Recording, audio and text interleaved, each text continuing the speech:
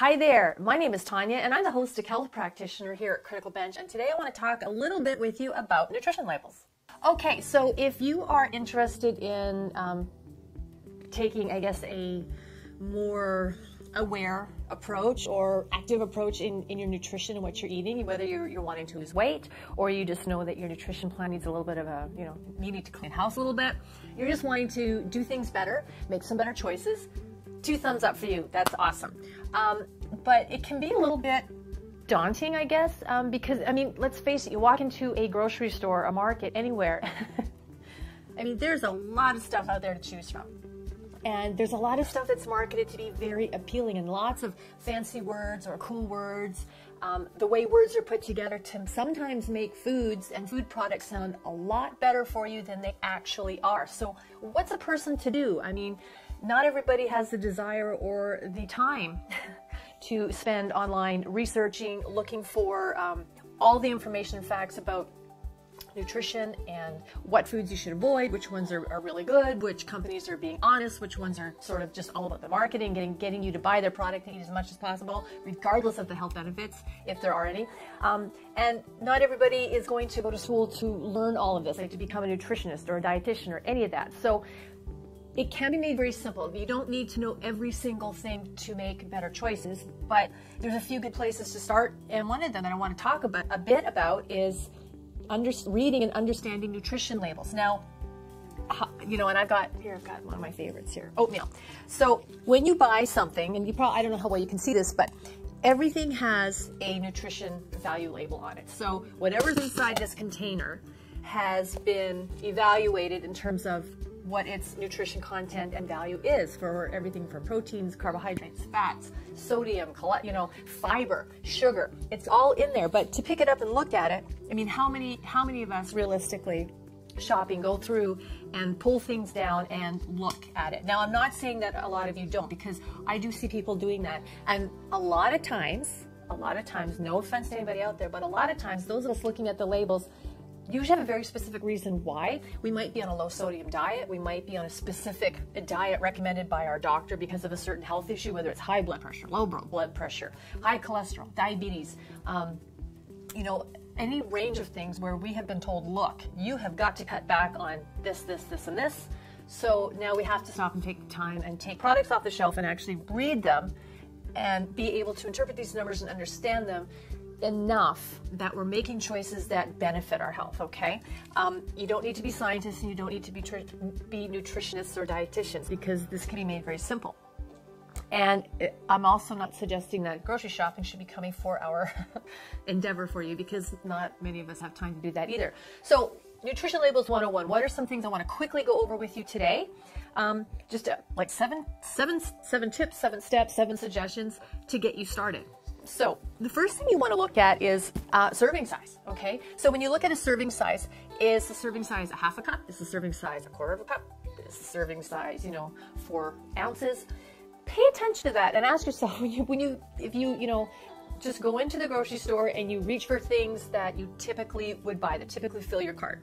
And particularly if you're trying to make more healthful choices, choose more nutrient-dense foods, or you're trying to lose some weight, grab a couple of those things and pick them up and look at the serving size on any one or all of those products. Pick like 3, okay? And look at the serving size. Now, let's say the serving size is half a cup on one particular item.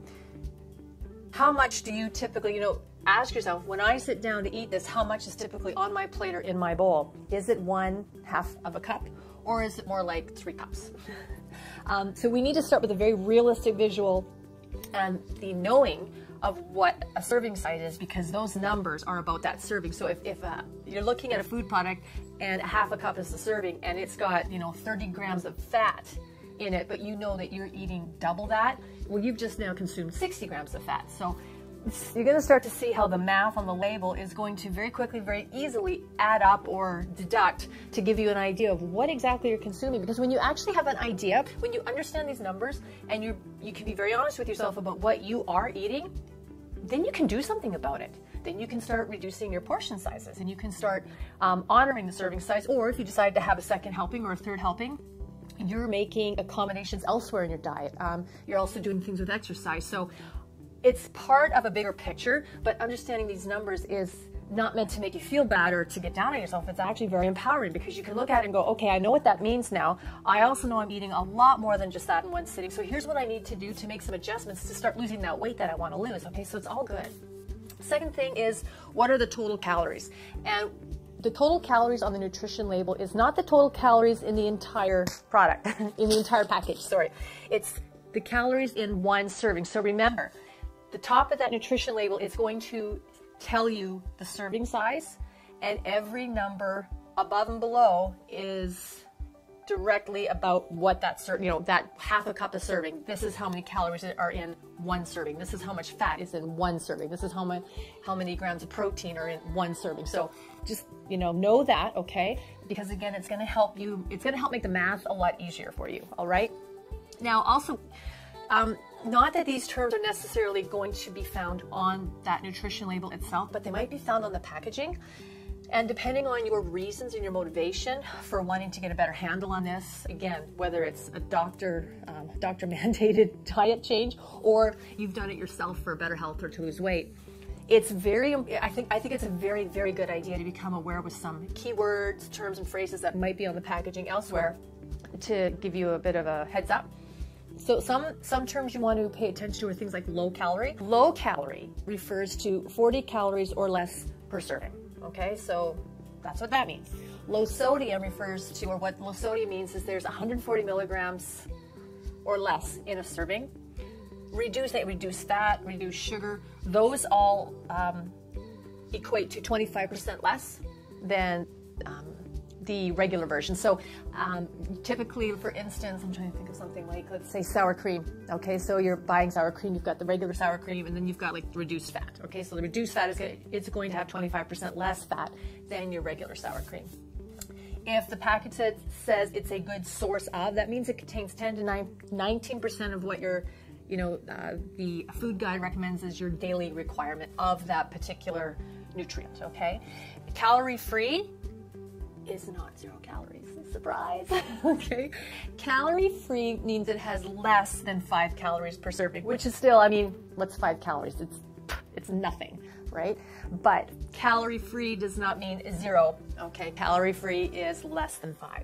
Fat free or sugar free is less than half a gram of fat or sugar per serving, and high in, again, whatever the nutrient is that it's specifically talking about, means it's 20% or more per serving, all right? Now, whether you have a health issue or, again, it's been doctor recommended, I'm going to personally recommend look for things that are low sodium, and not everything. You don't have to compromise everything, but to be honest, a lot of things on the shelf have very high amounts of sodium, and as we get older, it can become more of an issue in our diet in terms of, health issues for us, okay? So where and when you can, just opt for something that's low sodium. Also opt for things like low sugar. Just some of those things that we can control, that the foods or the products still taste good, but it's lowering some of that excess that we're consuming. Just do yourself a favor, all right? Pay attention to things like percentage daily value. Again, the percentage daily value is referring specifically to different types of nutrients, minerals, and vitamins. So, we have governing bodies that have figured out just how much of everything we should be consuming. So pay attention to those numbers. Now, this is, if you're getting very specific, they're neat to look at, because you might find that, you might feel like, oh, I don't know if my kids are eating enough fruit. Are they getting enough vitamin C? They might be getting a whole lot more than you think, but if it's something that you are, holistically want to become more aware of, just really how much of the good stuff you're getting, that's something you might want to pay attention to. Pay attention to fiber. Now, I'm going to appeal to those of you out there that are really serious about wanting to shed excess body fat. If you're not getting enough fiber, you're making the job a lot more difficult for you, okay? Fibers is good for you. It's very good for you in many different ways, but, however, in wanting to lose weight, when I'm working one-on-one with clients, I always want to stop them and ask them about what they're eating. We obviously go through all of that. And what I find very commonly across the board is that a lot of clients they're just not getting enough fiber, and it's easy to bump that up. It's easy to include extra fiber and do it with foods that you enjoy. Okay, so like your veggies, lots of salads, lots of greens, those high fiber foods. Fruit has fiber in it, so if you're trying to lose weight, when you're looking at that food label, check out the grams of fiber and choose high fiber foods. All right. And also pay attention to like additional nutrients that are in there, because sometimes there might be something in there that you weren't expecting that maybe you can't have. Maybe you have a food intolerance to. Maybe you actually have an allergy to. So it could be very simply that there's something that might even be, actually a more healthful food product, something that you're buying, but for whatever reason, you seem to still be struggling with either weight loss or lowering blood pressure, whatever it is.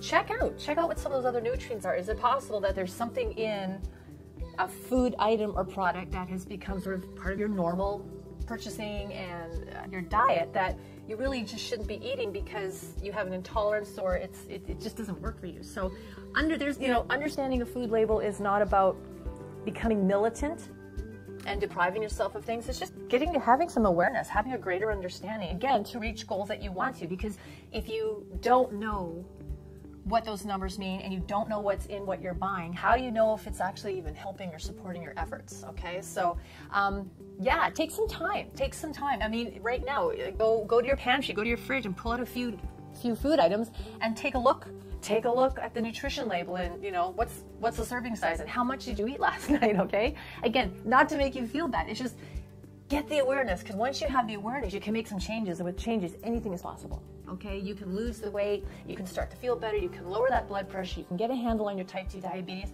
There's so much power in understanding this information that is right there for you to utilize and have success in reaching your goals. So there you go, Nutrition Labels 101, very quickly.